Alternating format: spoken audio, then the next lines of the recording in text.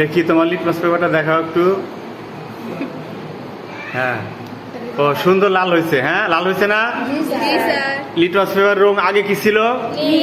নীল। এখন কি হয়েছে? লাল।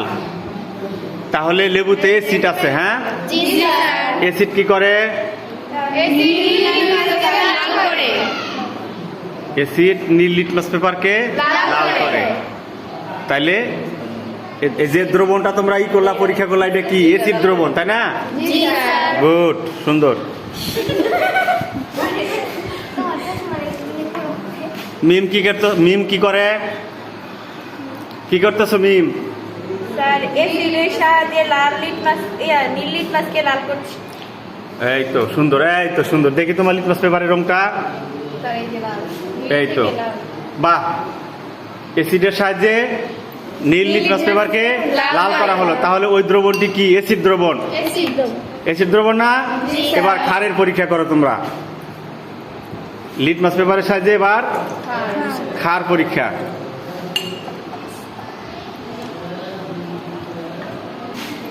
কি নিচ্ছ তুমি? কিসের দ্রবণ? চুনের পানি।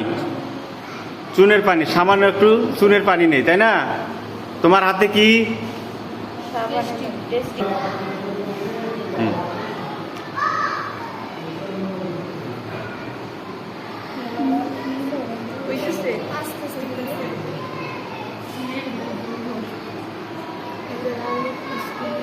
এই তো ক্ষারীয় দ্রবণ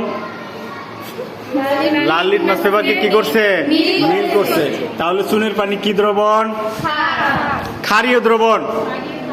চুনের পানি ক্ষারীয় দ্রবণ। তাহলে যে কোনো একজন বলো তো দেখি, আজকে কি শিখলা?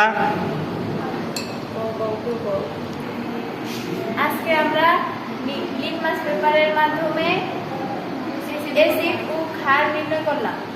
আজকে আমরা লিটমাস পেপারের সাহায্যে এসিড এবং ক্ষার নির্ণয় করলাম। এসিড নীল লিটমাসকে লাল করে, ক্ষার লাল লিটমাসকে নীল করে। তাহলে আমরা আজকে কি শিখলাম? এসিড নীল লিটমাস পেপারকে লাল করে এবং ক্ষার লাল করে।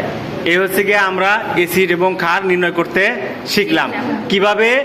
লিটমাস পেপারের সাহায্যে।